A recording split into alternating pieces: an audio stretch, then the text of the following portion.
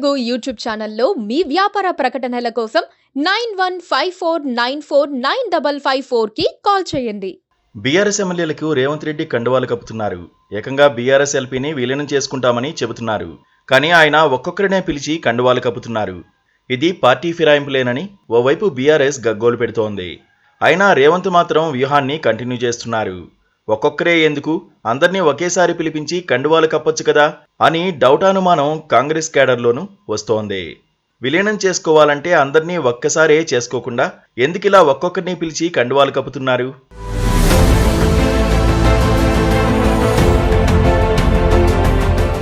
BRS ఎల్పీని విలీనం చేసుకుంటామని కాంగ్రెస్ నేతలు చెబుతున్నారు. కానీ ఆయన ఒక్కొక్కరినే పిలిచి కండువాలు కప్పుతున్నారు. ఇది పార్టీ ఫిరాయింపులేనని ఓవైపు బీఆర్ఎస్ నేతలు తీవ్ర విమర్శలు చేస్తున్నారు. అయినా రేవంత్ మాత్రం వ్యూహాన్ని కంటిన్యూ చేస్తున్నారు.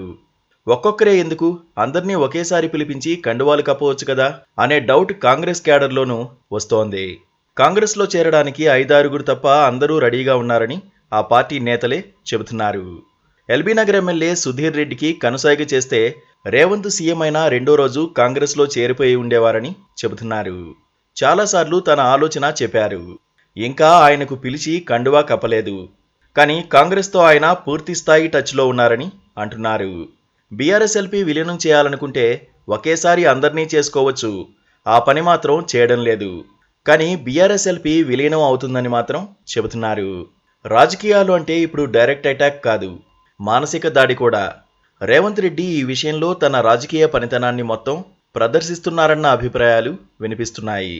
లోక్సభ ఎన్నికల్లో ఘోర పరాజయంతో పూర్తిగా డేలా పడిపోయిన బీఆర్ఎస్ క్యాడర్ను మరింతగా ఆత్మరక్షణలో పడేయడానికి ఆ పార్టీ అగ్రనేతల్ని ఆత్మరక్షణ ధోరణి రాజకీయాలు చేసేలా ఈ వ్యూహం పాటిస్తున్నారని అంచనా వేస్తున్నారు. రోజు ఎమ్మెల్యేలు పార్టీ వీడిపోతున్నారన్న వార్తలు విని విని చివరికి ఆ పార్టీ క్యాడర్ కూడా తాము పార్టీలో ఉండి ప్రయోజనం ఏమిటన్న అభిప్రాయానికి వస్తారని, కాంగ్రెస్ పార్టీకి కావాల్సింది అదేనని చెబుతున్నారు. కేసీఆర్ పై రేవంత్ మైండ్ గేమ్ ఆడుతున్నారని, ఒక్కసారే చేర్చుకుని ఆయన్ను ప్రశాంతంగా ఉండనీయడం కంటే ఒక్కొక్కరిని చేర్చుకుని మానసిక వేదన కలిగించాలని అనుకుంటున్నారని భావిస్తున్నారు. ఇలా ఒక్కొక్కరిని పిలిచి కండువాలు కప్పుతుంటే మిగతా వాళ్లు చేరడానికి ఆసక్తి చూపలేదేమో అనుకుంటున్నారు. కానీ వారి అంచనాల్ని తర్వాత రోజే మరో ఎమ్మెల్యేను చేర్చుకుని తలకిందులు చేస్తున్నారు. బీజేపీలో బీఆర్ఎస్ విలీనం అంటూ ప్రచారం ఉధృతంగా జరుగుతోంది. ముందుగా రాజ్యసభ సభ్యులు విలీనం అవుతారని అంటున్నారు. ఇందుకోసం కేటీఆర్, హరీష్ రావు చర్చలు జరిపి వచ్చారని అంటున్నారు. ఈ అంశంపై బీఆర్ఎస్ అధికారికంగా స్పందించలేదు. కానీ విస్తృతంగా ప్రచారమయ్యాక ఎంపీ వద్దిరాజు రవిచంద్ర మాత్రం అలాంటిదేమీ లేదని అన్నారు. ఇలాంటి ప్రచారం జరగడం మన మంచికే అన్నట్లుగా బీఆర్ఎస్ నేతలు ఎందుకు లైట్ తీసుకున్నారో కొంతమందికి అర్థం కాలేదు. కానీ దీని వెనుక బీఆర్ఎస్ హైకమాండ్ ప్లాన్ ఉందన్న అనుమానాలు కూడా ఉన్నాయి. పార్టీ వీడిపోతున్న ఎమ్మెల్యేలను ఆపడానికి త్వరలో బీజేపీతో కలుస్తున్నామని, తర్వాత గెలిచేది బీజేపీనేనని సంకేతాలివ్వడానికే ఈ ప్రచారానికి కనీసం ఖండనలు కూడా ఇవ్వలేదన్న అనుమానాలు వ్యక్తమవుతున్నాయి. ఇప్పటికే బీఆర్ఎస్ ఎమ్మెల్యేలు కాంగ్రెస్లో చేరకుండా కొంతమంది బీజేపీ అగ్రనేతలతో చెప్పిస్తున్నారని కూడా అంటున్నారు. ఎమ్మెల్యేలు జారిపోతే పార్టీ కేడర్ కూడా జారిపోతుంది. ఇప్పుడు బుజ్జగించిన ప్రయోజనం ఉండడం లేదు. అందుకే బీజేపీని చూపించైనా వలసల్ని ఆపాలని అనుకుంటున్నట్లుగా ప్రచారం జరుగుతోంది.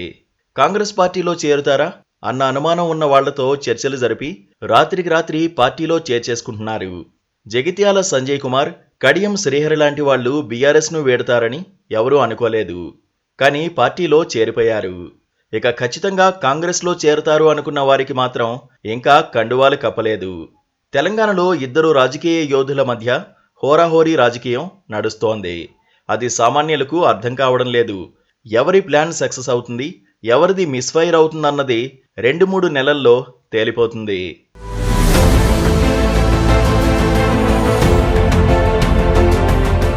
Please subscribe